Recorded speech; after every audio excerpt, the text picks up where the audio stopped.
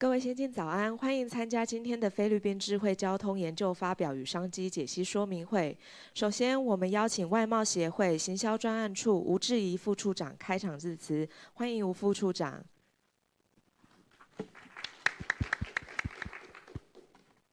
谢谢大家今天拨空前来参加。好，那我先用英文简单的介绍一下好了。Ladies and gentlemen, good morning. We hope you are all well during this challenging time. And on behalf of the Taiwan External Trade Development Council, I would like to extend our appreciation and warm welcome to everyone participating in today's Smart Transportation System for Metro Manila webinar. First of all, it's our honor to have Mr. Randolph Clay to give a presentation. And Mr. Clay is a project manager for the Automatic Fare Collection System Program Office of the Department of Transportation, Philippines. Also, I would like to thank Mr. Ian Manila and his entire team from SYSTRA Philippines for this market research project. It has been a challenging time due to the pandemic caused by the COVID-19. However, the project team has done a terrific job in finding the potential project through the interview via teleconferences. I would like to express my appreciation to the hard effort they put into this market research project report. And this report would definitely benefit the Taiwanese company under the ITS transport sector. And because the majority participants today are from Taiwan, so please allow me to address the following remark in Mandarin Chinese. 菲律宾马尼拉是一个持续快速成长的大都会。那首都马尼拉的人口呢，它是占菲律宾总人口的14%。那导致这个都会区长期的交通就是都很拥塞。那为了协助国内的业者来争取这次菲律宾政府改善交通衍生的一些相关商机，冒险这次来委托全球知名的跨国工程集团赛斯达 SYSTRA 菲律宾的公司来执行这次的市场调查案。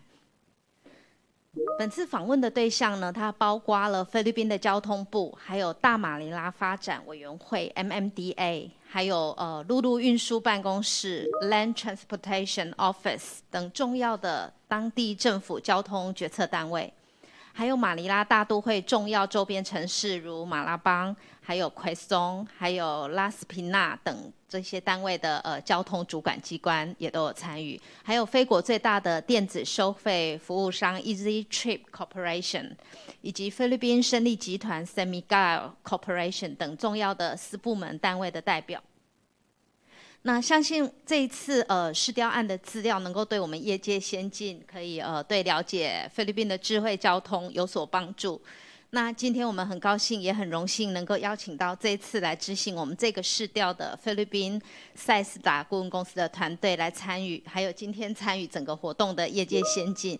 那等一下那个赛斯达会来针对这次的市场调查做一个重点的分享。那我们希望透过今天的说明呢，能够让各位业者有更精准还有策略来争取未来的一些潜在相关商机，也希望能够促成后续在菲律宾交通领域相关的公司部门能够有一个交流。那今天会后呢，我们也会依各位业者的需求来安排1对1的线上洽谈。希望透过跟这次的顾问公司的交流，能够找到一些未来在菲律宾合作的一些可能性。那冒险我们也会持续针对未来的一些公司部门的引介，还有协助来帮我们的厂商跟当地建立人脉关系。那相信在今天的活动后呢，我们的每位业者都对菲律宾大马尼拉地区这个整个短中长期的所有计划和相关采购商机，能够有一个比较清楚的一个 overview。那也希望看到我们台湾业者未来在筹组竞标团队可以参与，有更多的台湾业者可以参与这些计划。那冒协会继续再提供未来相关的协助和资源。And finally, thank you again, Mr. Randolph Clay and Mr. Ian Manila, and the SYSTRA team. I hope our participants all have fruitful insight from this webinar today. And most importantly, let's all stay healthy as working together and stay build back better. OK， 最后敬祝大家身体健康，生意兴隆，谢谢大家。谢谢吴副处长，请回座休息。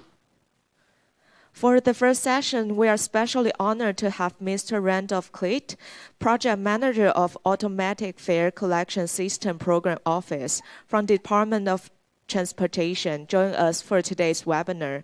Without further ado, let's please welcome Mr. Randolph Cleet to give his presentation. Mr. Randolph, the floor is yours.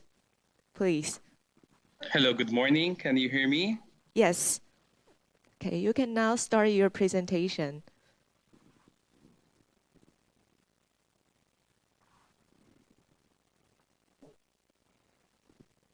Hi, Mr. Randolph. You may start. Can you hear me? Yes, we can. You may Okay. start your presentation. Okay, thank you. Thank you. Again, let me thank the organizers of this event for inviting us. I am Randolph Clet from the Department of Transportation, Manila, Philippines. I will share to you our smart transportation system, focusing mainly on the automatic fare collection system. That's my project. Next slide, please. So we enter into a contract. I think there's some lag in terms of our Facebook's being live. But I hope you are on page 2 now. Project background. Okay. We started this project on the idea of using smart card technology 5 years ago because that time we are using our magnetic strip card as a means for ticketing for automatic fare collection. And we know for a fact that magnetic stripe tickets have been obsolete or not par with international standards. So we pilot it with our existing rail lines. That we have 3 lines, line 1, 2, and 3. You have the names on the screen. And hoping that this could be extended or expanded to other modes of public transportation and to other services like tolls, parking, and even non-transport services.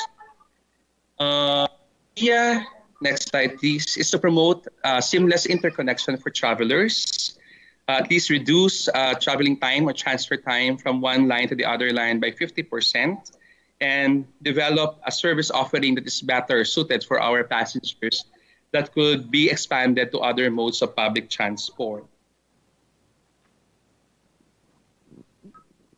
I am now on slide 4. The project stakeholders for this project involves us, the grantor, the Department of Transportation. We have our private concessionaire, which is AF Payments Incorporated.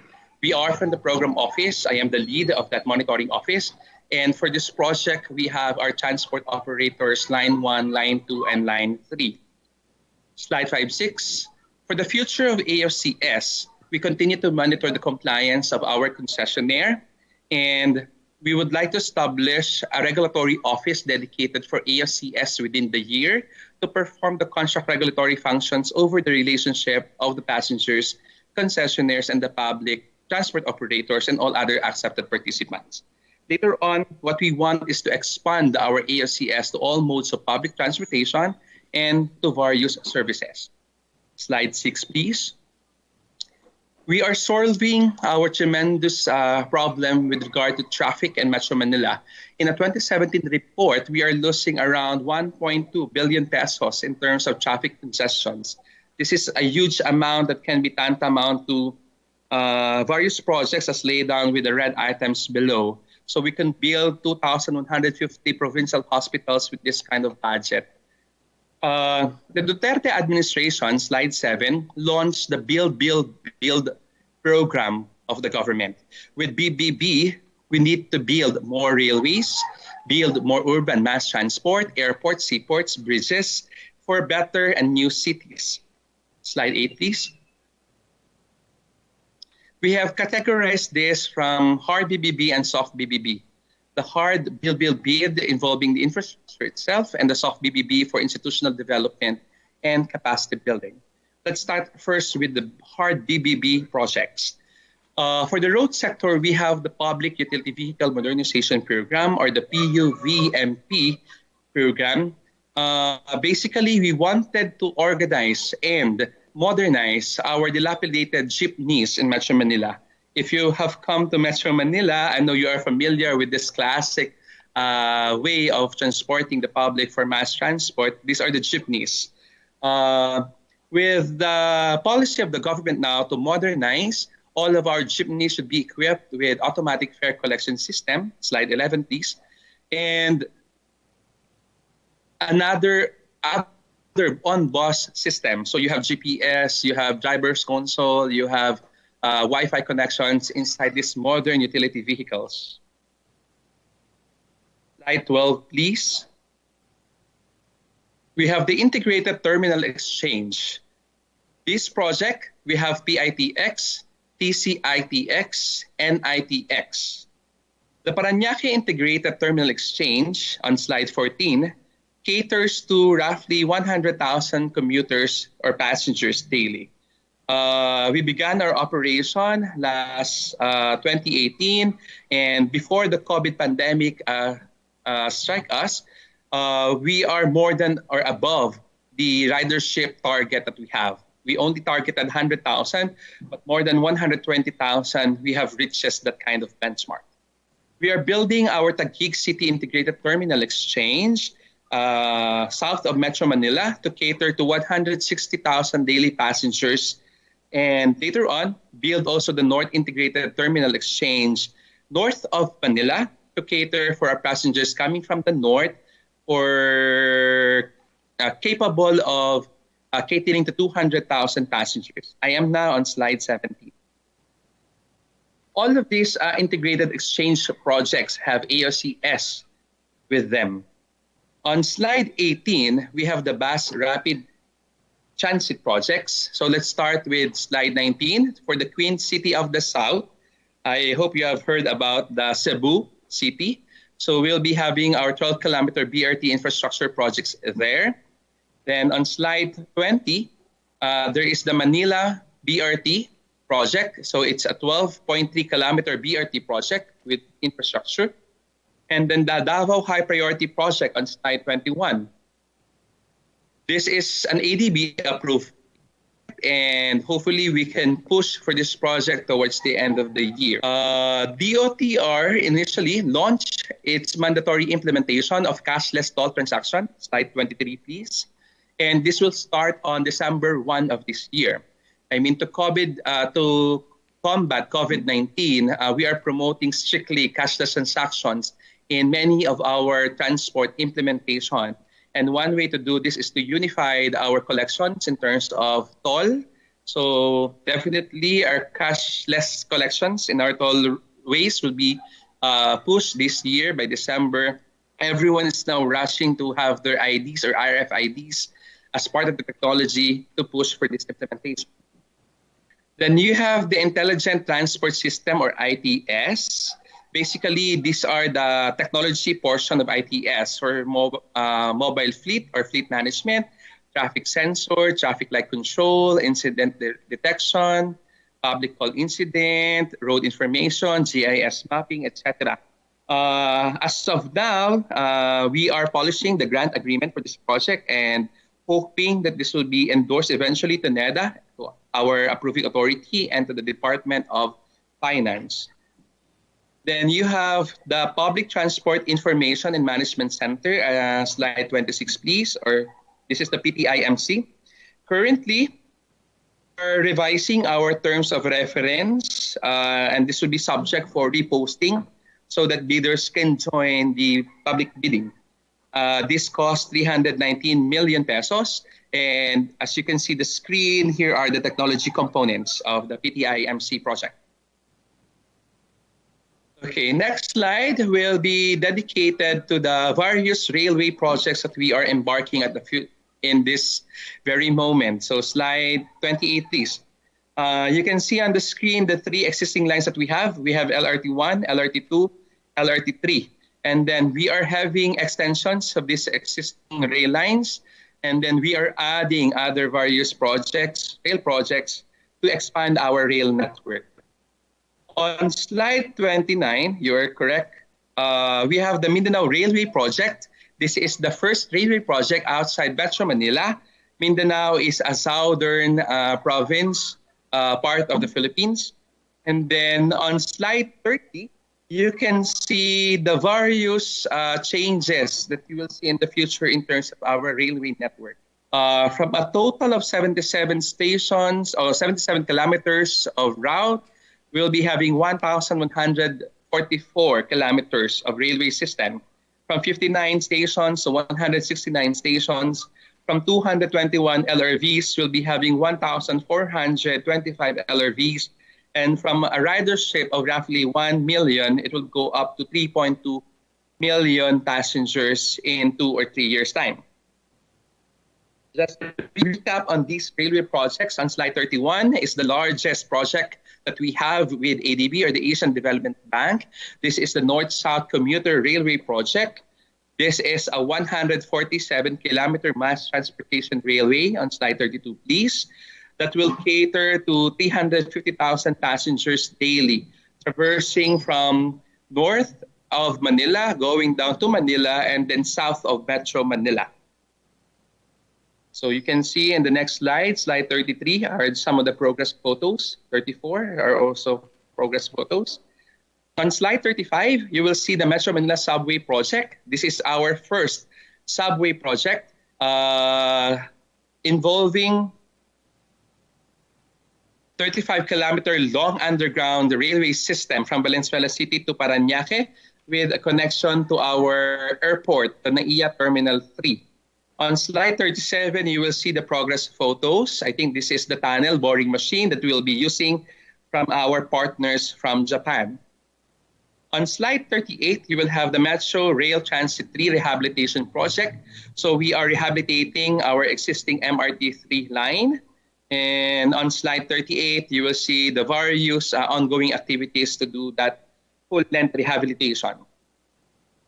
On slide 40, you will see again the Mindanao Railway Project, which is the first railway project outside of Metro Manila. This is a circumferential railway network in Mindanao. The project will be a 100-kilometer rail line designed to accommodate around 110,000 passengers per day on its opening year. On slide 42, you will see the ongoing coordination with the local government units of Tagum City and the Home Development Mutual Fund. On slide 43, you will see the PNR South Long Haul.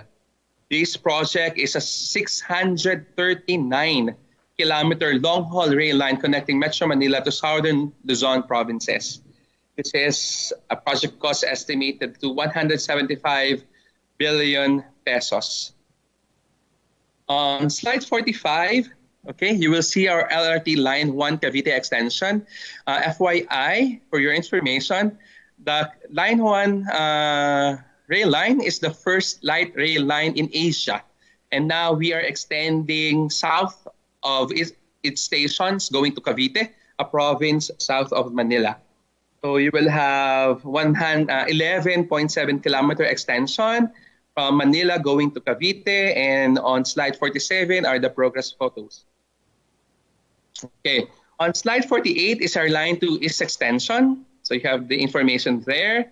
Then on slide 50, you have our LRT 2 East extension. Hopefully we can open that by next year, January. And then Line 2 West extension, slide 53 on the West extension. Then slide 54 on the first Unified Grand Central Station. The Unified Grand Central Station is a 30,700 square kilometer station connecting 4 railway systems. So we are connecting LRT 1, MRT 3, the upcoming MRT 7, and our subway system in this station. All equipped with AOCS and seamless transfers are expected in this common station. On slide 35, you can see the progress photos ongoing with the common station. On slide 56 is the MRT 7, and this is a 23-kilometer railway system. I think this will be operational before the 2021 or 2022 first quarter. And you can see that it is almost completed on the progress photos. For slide 60, you have Subi Clark Railway Project. And this project involves a 71.13 kilometer single track railway from Clark to Subic, our free port. So we have ongoing coordinations, procurement activities for the construction and commissioning, and contract procurement. Later on, again, on slide 62, you will have this kind of various railway network in the Philippines, particularly from Manila, going north of Manila and south of Manila. And then on slide 63, you will see at least 13 common stations wherein our modern utility vehicles, together with our updated and upgraded systems, will be connecting with each other using technology, and so seamless transfers and connections to our passengers can be done in the near future. Now, let's go to soft BBB. I'll be talking specifically on the automatic fare collection system. Okay, for the various work stream, let me start with the National AOCS project on slide 66. This project, as you can see in the screen, slide 67, without a central cleaning facility, this would be the scenario. So card issuer talking to various franchisor operators, operators talking to various card issuers. On slide 68, with a centralized system, the central clearing scheme provider system, the system is more organized and we can handle all the clearing and settlement operations, validations for this matter. This project involves the setting up of national standards, our business rules, setting up the facilities so that we can ensure later on integration and interoperability of all of our ASCS systems in the railway projects that I have just mentioned. Project financing, this amounts to 3.9 billion pesos. And for the project components, we have 5. A large chunk will go to system development on slide 71, please. Concession cards, consultant, building, and O&M support. On slide 72 is our procurement timeline. So roughly, we can finish this in 25 to 28 months. For our partial operation, we'll have our partial operability by January to May 2023 on slide 73. On slide 74, you will see the status of this project. So we are just waiting for our counterpart from Korea to send us the revised feasibility study report so that we can submit to our NEDA, the approving authority, for them to evaluate and check what will be the appropriate funding strategy and strategy for this project. Status, we are to submit this to NEDA together with the required documentations by end of November or first week of December. On slide 76, we have the national standards as the second work stream. As mentioned earlier, we need to build our standards for AOCS so that we can have whatever firm media, whatever form factor it is, be used in all modes of public transportation and the other services as it may be used. So on slide 70, you can see the various levels of infrastructure for our AOCS project, national standards. And on slide 79, let me highlight the components of these standards. So we are having Smart Card as component of our national standards, the native cost, Cyprus-based, and the NXP-based native cost specifications. Then we already ink our agreement with EMVCO with Land Bank, and we are to pilot that by December of this year. So we'll be using our EMV cards, cash card, bank cards for transportation. And then later on, use QR code, QRPH of the Bangko Sentral, Central Bank of the Philippines for transportation and mobile payments through NFC. We are going to have this kind of atmosphere on slide 80, okay? For M's, you have multimedia because we'll be having a lot of fare form factors. Then you have multi-operator because we'll be involving not rail, but also road and aviation maritime operators. Multi-issuers because we'll be having all of them involved in this scheme, and multi-product to promote competition. On slide 81, you have the status for update for this project.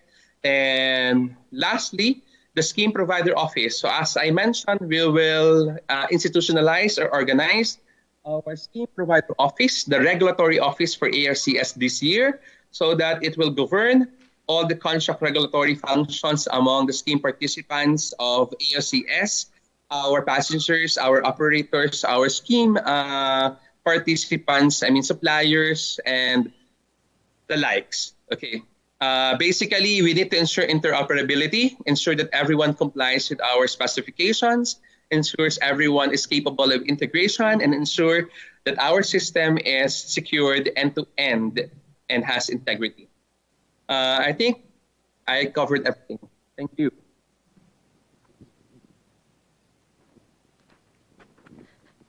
Thank you, Mr. Randall, for the informative overview of the transportation development of Philippines. Okay. Thank you, Ian. Thank you, Randall. I'm on time. No problem. For our next section, we will have Mr. Ian Manila from SYSTRA Philippines to help us better understand the smart transportation system in Manila. Ian, please. Hi, good morning, everyone. Allow me to briefly introduce myself and my firm. I'm Ian Edward Medinilla from SYSTRA Philippines. We are part of the SYSTRA Group, a global engineering and consulting firm which specializes in urban transportation. So we are involved in the planning and design of almost all major transport projects in the world. In Taiwan in particular, we have been involved in the design of the Taipei-Neihu line and the high-speed rail line from Taipei to Kaohsiung. So for today, I will be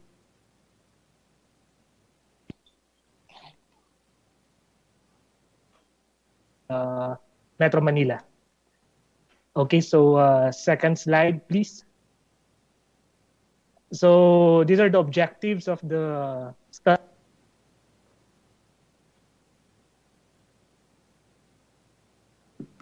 Overview of the transport sector in Metro Manila.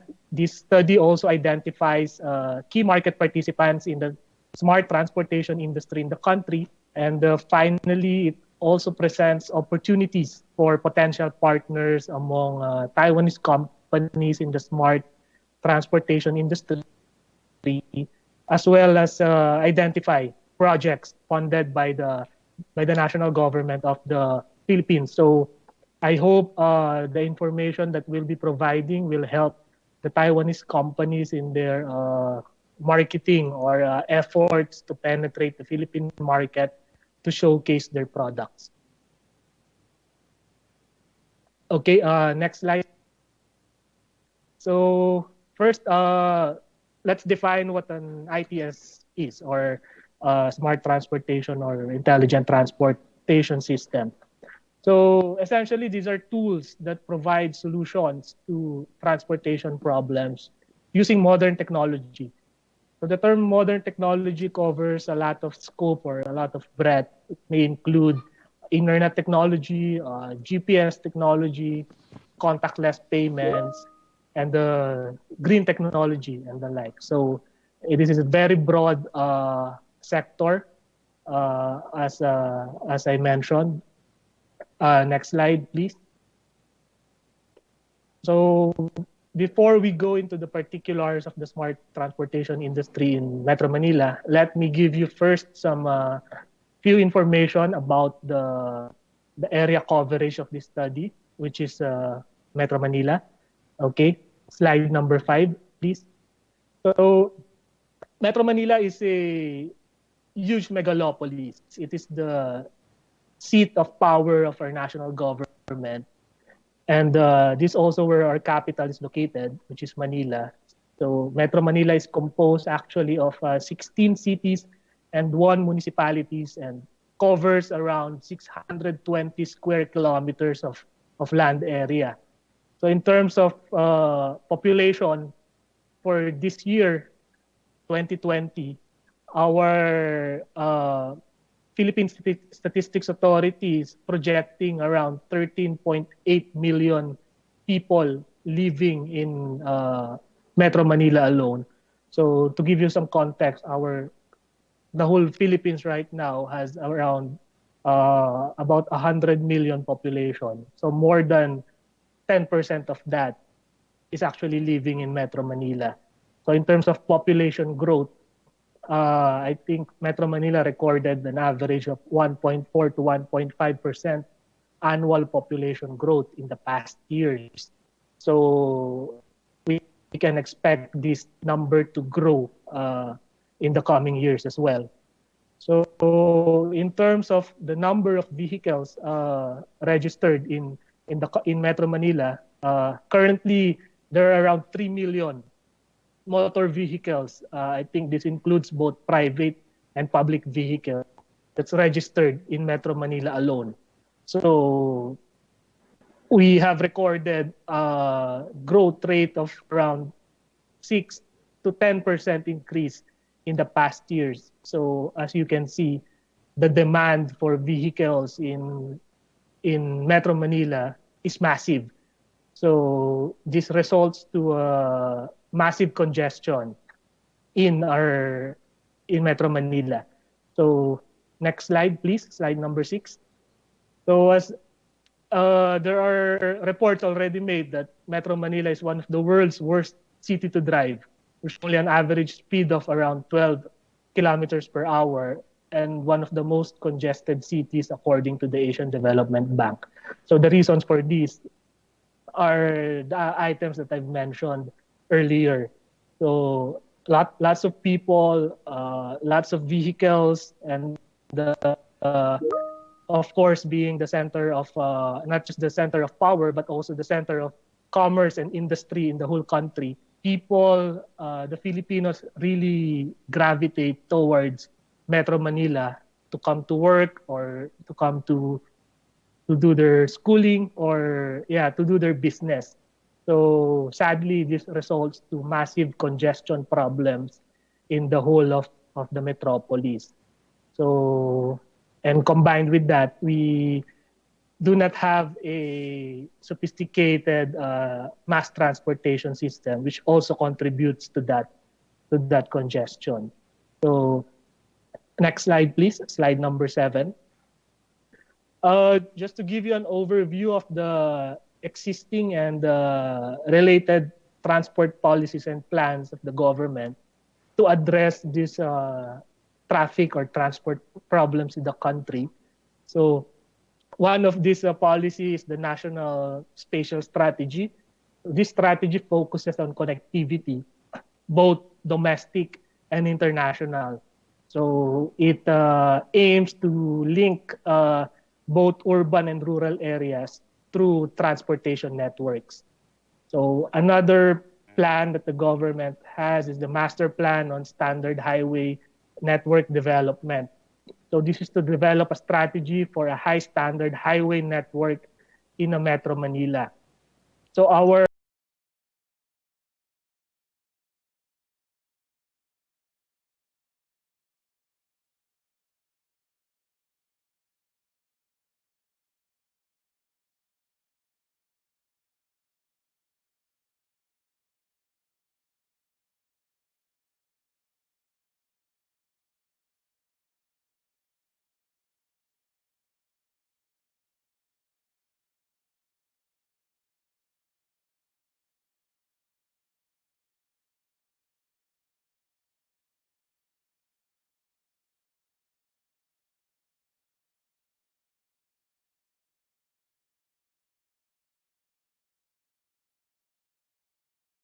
intelligent transportation system study for Metro Manila as a pilot.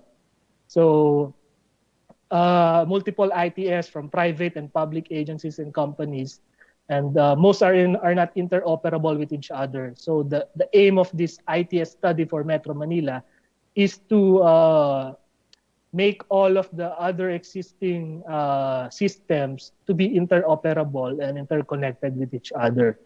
But currently, in terms of on a national level, on a national scale, there's currently no ITS master plan yet.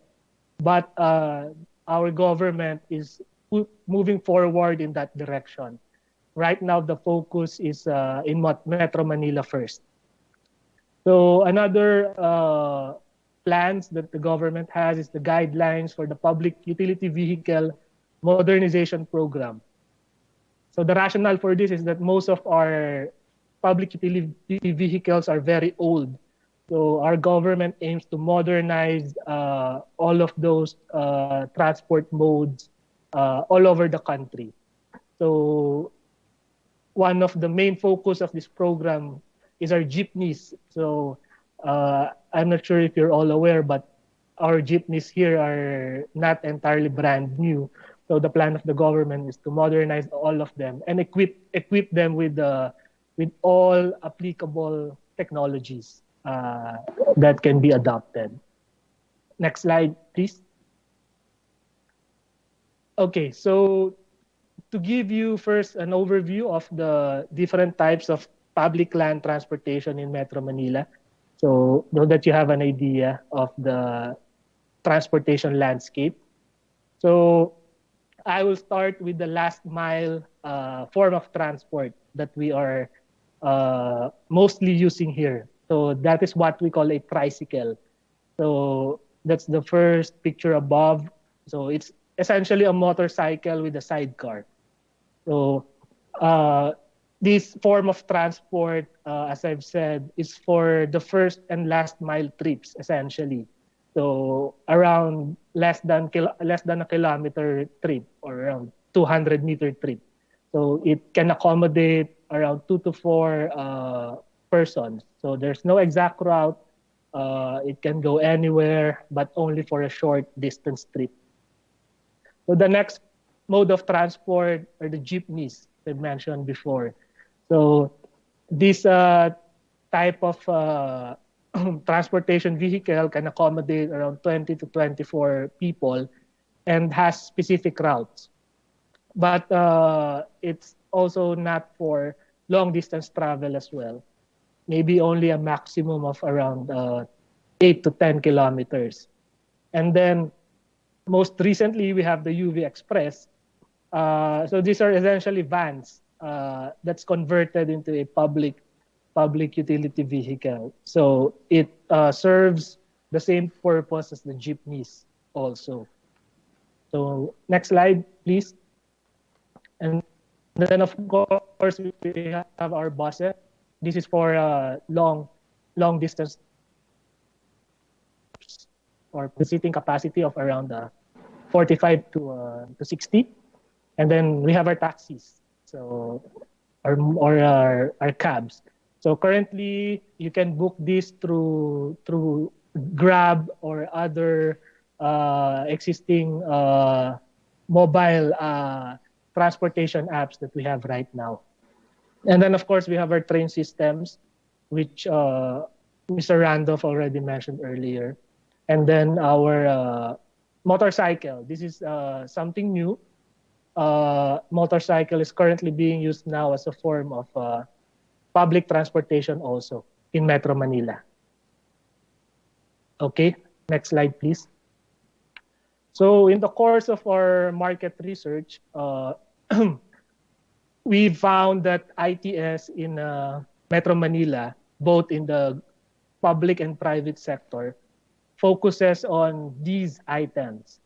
So currently, these are the focus right now of the applications of ITS.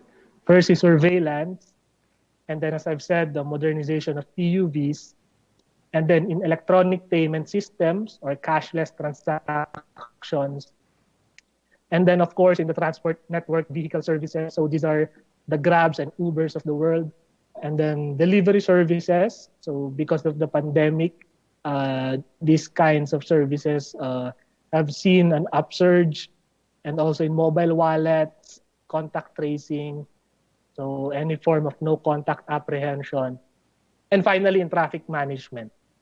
So these items are the main focus of the ITS market in Metro Manila, and this is where the opportunities lie. So next slide, please. So as I've said, other ITS focus in the metro are the RFID headlight tags. So these are used in the tollways, in electronic toll collection, electric jeepneys, which is part of the PUV modernization program, and the stored value contactless card.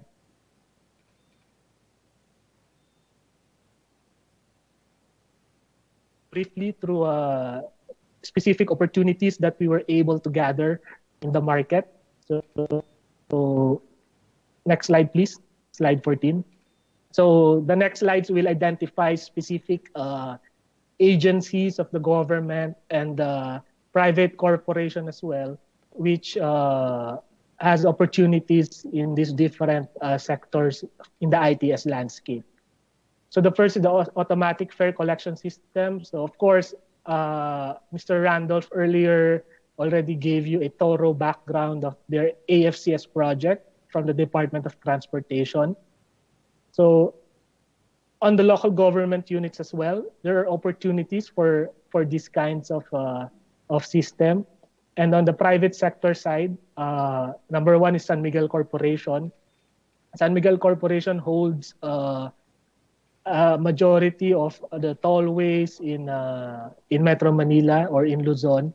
So definitely their tollways adopts a fare collection system. So they're also looking to modernize that part of their system. And also Udena Corporation, which is a huge conglomerate as well in the country. They have proposals for investment in infrastructure, in rail, and in roads as well. So there are opportunities for fare collection systems also in that area. And of course, SM Prime Holdings, the largest mall developer in the country. So, but this relates more to their parking management system. The next item is on transit scheduling. So this is related to the proposed BRT lines and the existing train lines, and also the proposed train lines in the country of the Department of Transportation. So in terms of solar LED lights, when we talk to our Ministry of Public Works and Highways, they're also pushing forward with the installation of LED lights along our major roads. So this is currently ongoing. So there's lots of opportunities there in terms of the LED light market. And of course, in the local government units as well, down to the cities and municipalities, there are initiatives already in putting solar street lights along the different roads. Next slide, please.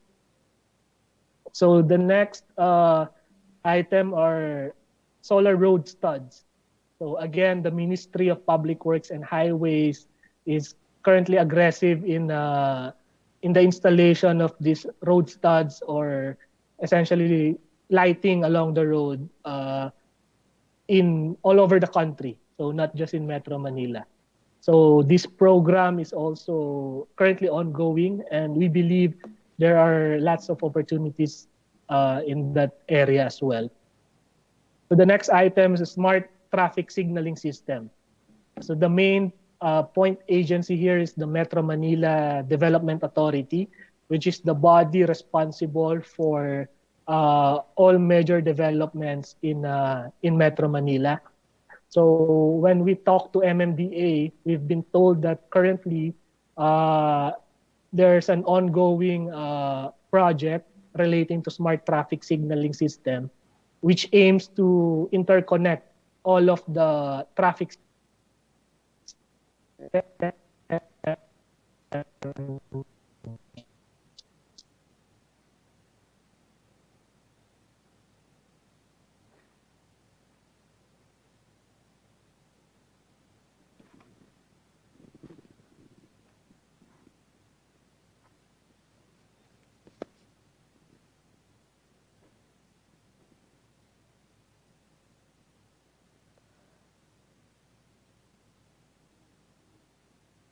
Hello, Ian. Can you hear us?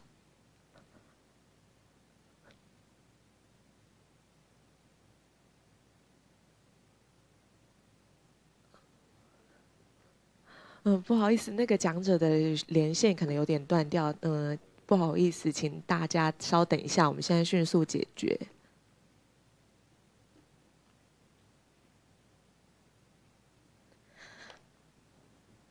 那在等讲者结束之后，我们会有开放，就是我们会有先准备一些问题。那问题完结束之后，我们会就是请现场的业者有任何的问题可以向讲者提问。那你们可以现在先针对他们所做的简报，先想想看，等一下可以问他们什么问题。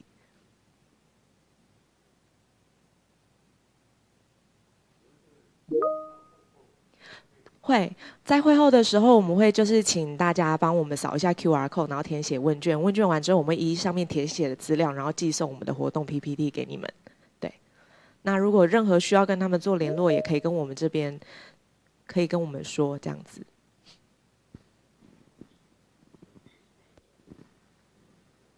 好 ，Ian，welcome Hello. back，welcome back.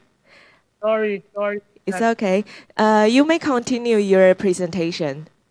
Okay. We can hear you. I'm on slide number 15 already. Okay. All right. Okay. Ian, please. Yeah.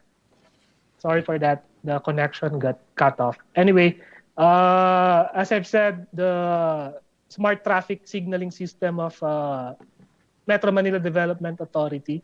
So the aim of this program is to interconnect all of the existing traffic signaling system in different LGUs in the market. So I think this is a priority of the Metro Manila Development Authority, and they're planning to roll this out, I think, next year already. And then the next item is on e-scooters. So Metro Manila Development Authority and the local government units also plans to launch this program, which uses electric bikes in their different localities or areas. Okay, next slide, please. So in terms of e-bike sharing system, so currently we don't have e-bike sharing system yet in the country or in Metro Manila, but there are also plans by the Metro Manila Development Authorities and local government units to implement this kind of system. And of course, LED displays, again, by the Metro Manila Development Authority. So this is for visual information that they would like to install along the major roads in Metro Manila. So this is also an ongoing project for them, which they expect to roll out next year also. And the other item is the smart city surveillance cameras. So these are the CCTVs that the different agencies and local government units are planning to install in Metro Manila. So as well as some private sector like Metro Pacific Tollways Corporation, which holds also some tollways in the country. And of course, the South Luzon Tollways Corporation, which is currently being operated by San Miguel Corporation. So next slide, please. So these are some additional opportunities that we've identified. So in terms of e-vehicle charging stations, the Ministry of Public Works and Highways is planning to install different charging stations for e-vehicles in the country.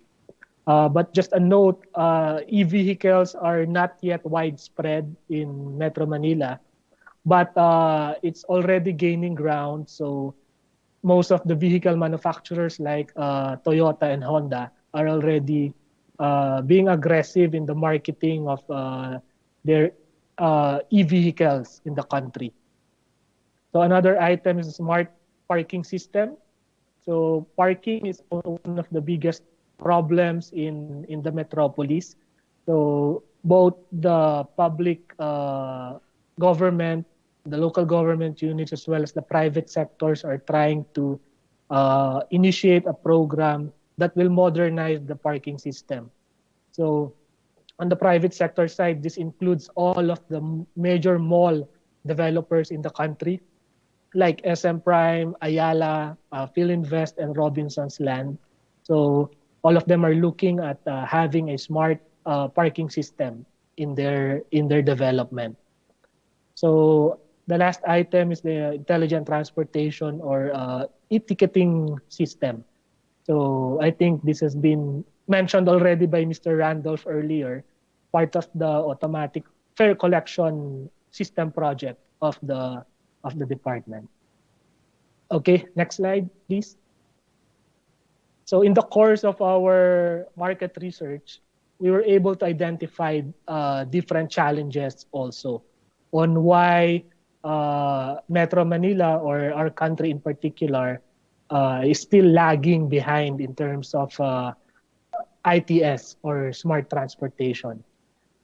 Okay, so these are the challenges essentially that we've identified. Next slide, please, slide number 19. So number one is a poor internet or broadband infrastructure.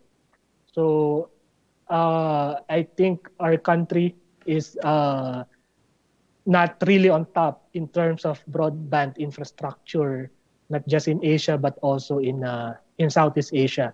So that contributes to the challenges or problems that we're facing in terms of rolling out these ITS or smart transport solutions that the government or even the private sector plans to have. So the broadband infrastructure has to be there first. But I think we are already working towards that. There are moves both by the government and the private sector already to fix or at least maintain some reliability in our broadband system. So the second challenge is minimal budget allocation or constraints in terms of budgets, because these smart transportation solutions are not cheap, essentially. So it involves money or huge budgetary allocation. So most of the time, our governments and even the private sector side faces constraints in terms of budgets when it comes to this technology. The next challenge is lack of efficient transportation system. So when we were talking to the Department of Transportation, what the department is trying to say here is that before we can have a good ITS or smart transportation, an efficient transport system has to be in place first. So that's why I think, as Mr. Randolph mentioned earlier, the government is focusing first on building this transportation system, like the new subway lines, the new rail lines, the new BRTs, and then together with that, they can already implement the ITS aspect of the projects, which can follow through. So another challenge is the connectivity, the ITS connectivity between multiple disciplines and agencies. So as I've mentioned earlier, in Metro Manila, the 16 cities has their own different traffic solutions or smart traffic solutions. So the problem is the connectivity of those different systems. So I think the Metro Manila Development Authority is already providing some solution as part of their Smart Traffic Integration Solutions program. So another challenge is the capacity for implementation, of course. So since this ITS and smart transport solutions is something of a new concept in Metro Manila or in the country, so the people involved has to be capacitated, has to be given the knowledge on how to implement this kind of systems or what problems that it can solve. And then, of course, other challenges that we've identified are insufficient studies and knowledge for ITS in the Philippine setting. And I think the last item, that the ITS should be adaptable to the Philippine setting, this is a comment that we were able to get from the Department of Transportation. So their main concern is that any new products or technology that will be taken to the country has to be adaptable to the Philippine setting, because of course Metro Manila has its own idiosyncrasy or specific challenges and problems. So any technology should be adaptable to that specific problems. Okay, next slide, please. The next slides are just some investment principles that can guide you if you plan to invest in the country. So next slide, slide number 21. So currently there are no foreign restriction for ICT companies in the Philippines. So if you plan to build up an information or communication technology, there's no foreign restriction on that industry. But if you will enter into a government contract, any government contract, there's a 60% Filipino-owned restriction that's under the law. So if you want to participate in a government bidding for ICT project, you have to partner with a Filipino corporation that will own 60% of the consortium or joint venture. So this is something that's, I think, in our constitution, and I think has to be followed. So next slide, please. So the following slides just show the different agencies involved on the national government side for implementation of ITS projects. So number one, aside from the DOTR, from the Department of Transport, of course, the Department of Information and Communication Technology. So this is our primary agency for planning and development of different ICT in the country. And then Bureau of Internal Revenue in terms of tax issues, the Securities and Exchange Commission, responsible for supervising the corporate sector or the private sector groups. And next slide, please. The Philippine Economic Zone Authority, the leading agency that promotes investments in the country and assists foreign entities regarding business ventures. And of course, the Department of Trade and Industry, our leading agency to promote trade and our local industry here in the country. So these agencies may be relevant to any companies that plans to invest or participate in any investment opportunities in the country. Okay, I think that's it. So thank you for listening. I hope you've learned new information from our market research. Most of the detailed information are available in our market research main document. So I think you can just coordinate with TITRA for any new, detailed information that you may want to ask. And of course, we will make ourselves available for any questions that you may want to ask. Thank you. Thank you, Ian, for the presentation. 各位先进，接下来将进行问答时间。我们已经先收集了一些问题，那我们问题结束完之后会开放现场提问。有问题想要请教讲者的先进们，可以先行准备。谢谢您的合作。Now Ian, we will do the Q&A section. So the first question is, what's the short and the long-term traffic development plan and the long-term plan for MRT in Manila? Ian, would you please answer for us? Thank you. Okay, short and long-term traffic development plan. I think Mr. Randolph already provided us with the comprehensive plans of the government in terms of transportation. So as I've said, the government is really focused on building the transportation system first in Metro Manila. So this includes building additional railway lines, the subway lines, and some bus rapid transit lines, BRT. So I think in the short or to medium term, that's really the plan of the government to have a network of transport system in place in the country.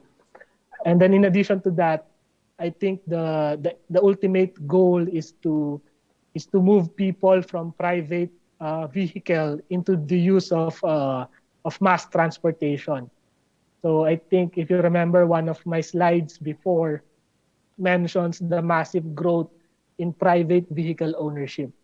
So currently the government is trying to influence the shift to the use of mass transit in Metro Manila.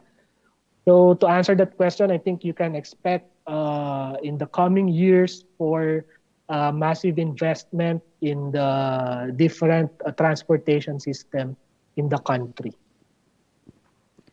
Okay, thank you, Ian. For the next question will be, are PPP or BOT models widely adopted in the public traffic infrastructure system in Philippines?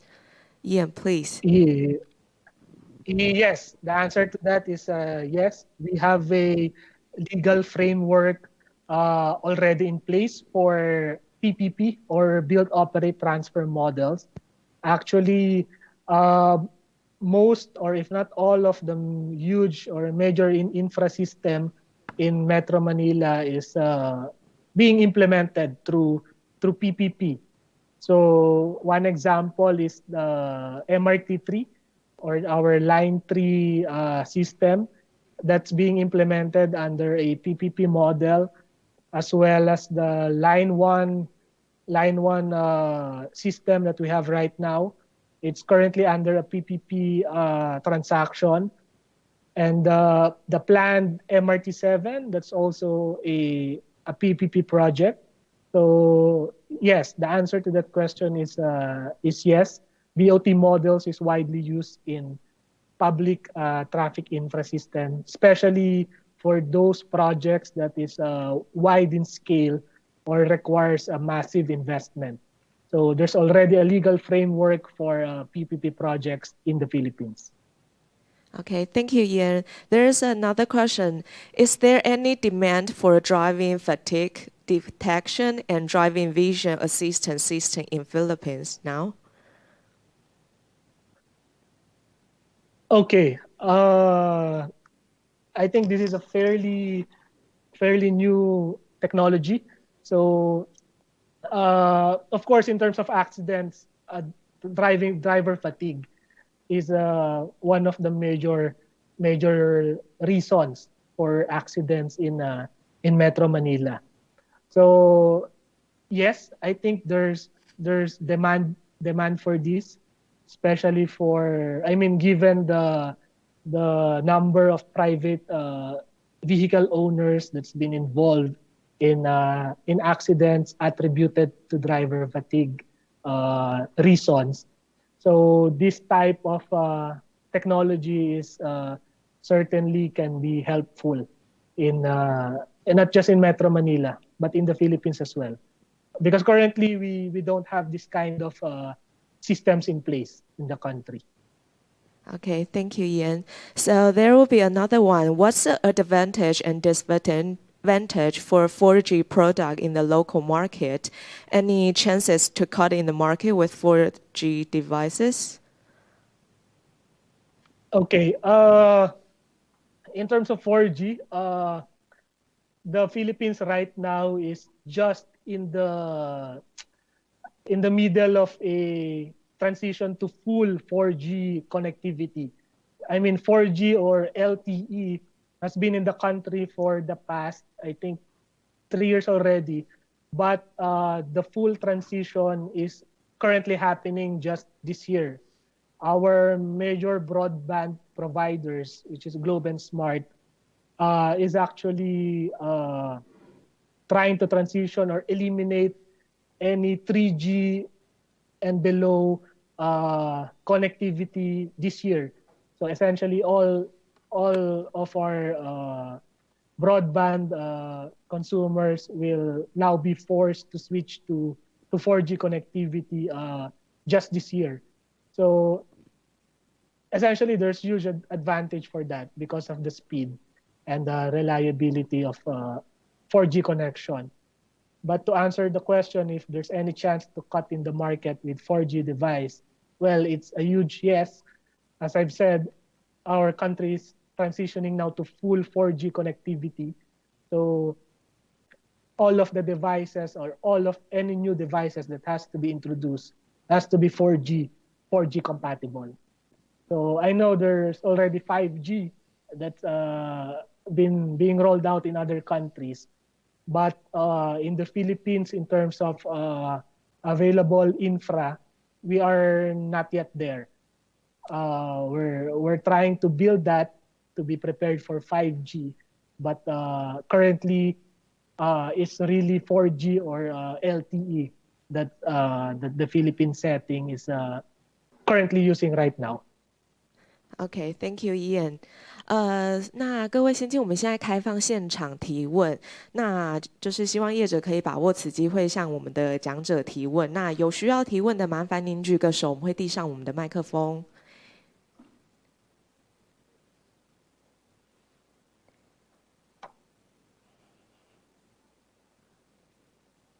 这边 Ian, there's a question for you. Sure.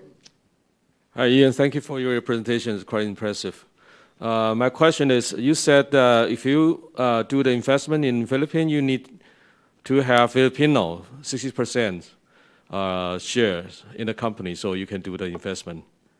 So is it, sorry. Go ahead. Yeah. What if there is a foreign company and they would like to invest some of your infrastructure? How can they do that investment? Do they require the local partner, or they just invest a local company that the company can invest whatever infrastructure locally? Well, it really depends. As I've said, the 60% Filipino restriction only applies if you plan to enter into government contracts. So, but if it's a purely private initiative, you can do it 100%. You can establish your own office here. You can market your products here. But if you plan to participate in a government project, I think that's where the 60% restriction has to be followed. And you have to find a Filipino partner that you can form either a joint venture with or a consortium to be able to participate. Okay, thank you. 好，那还有其他问题需要提问的吗？ Yes. 哦，好，这边 Ian, there's a question for you. Hi, Ian. Yeah, Hi. you mentioned about challenges of developing ITS in Philippines, and you mentioned about your lack of the technology, lack of the capacity, also the investment, including the monies. So, what do you think the opportunity if you need the technology, the capacity from abroad?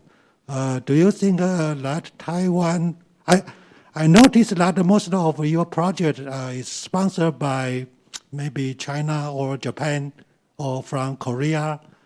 And if you are lacking of the capacity and the technologies, do you think that we have the chances to help you, SYSTRA or Philippine government, in the future years to give you some help in developing your capacity and technologies? Yes, thank you. Yes, of course. As you've rightly mentioned, the lack of capacity and knowledge of the people in the Philippines in terms of ITS is not really that great. So there's lots of opportunities in terms of providing capacity or technology transfer.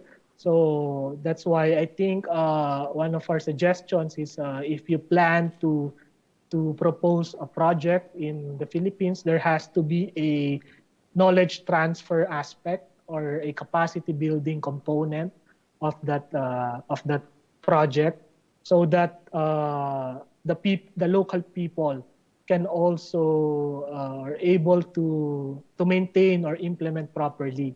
And of course, one other reason for that is that for the local people to appreciate more the benefits of these kinds of system.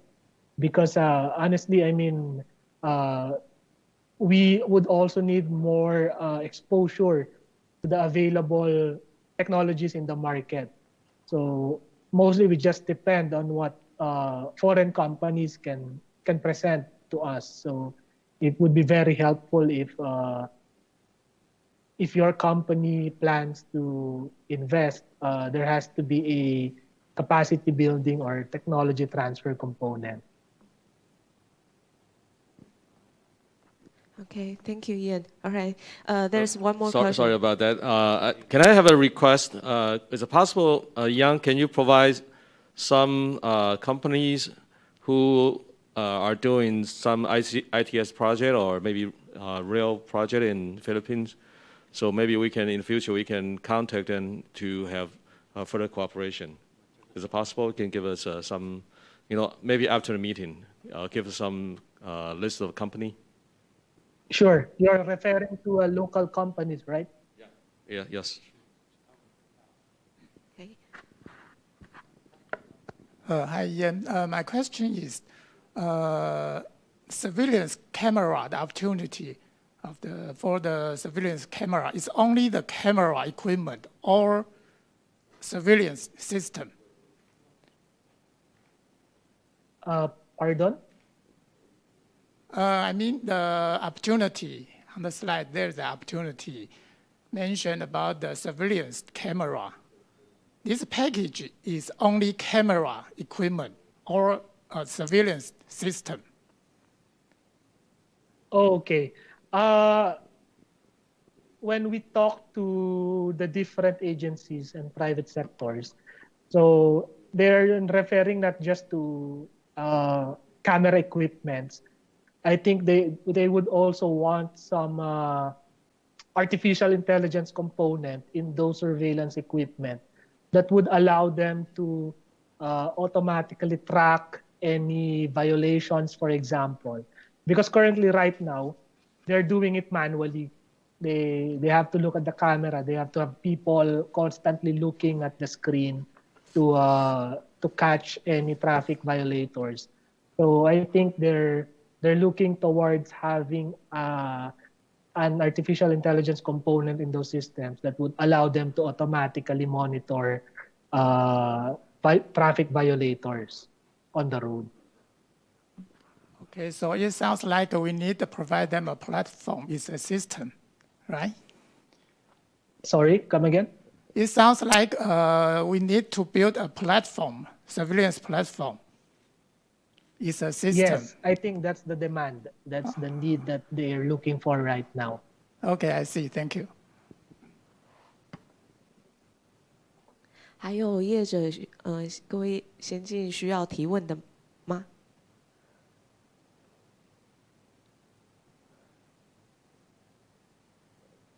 OK， Ian， 这边。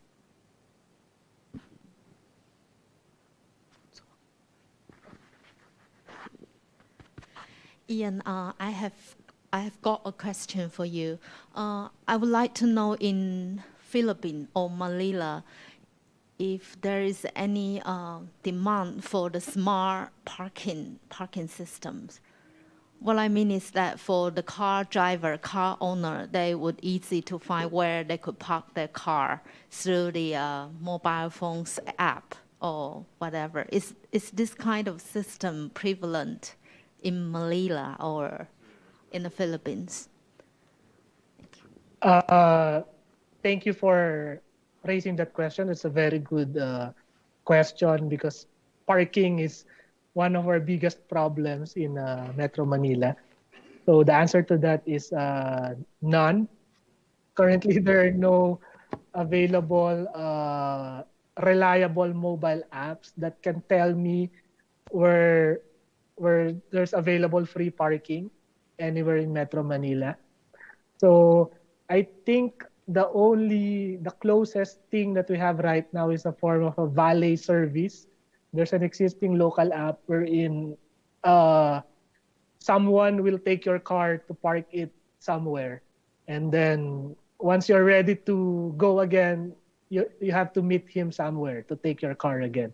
But in terms of a database or a connectivity of the different parking system in the different business centers in Metro Manila, currently there's none. Actually, in SYSTRA, we have been thinking about it because we believe it can be a good solution for the vehicle owners because they can easily plan their trips once you have that kind of system.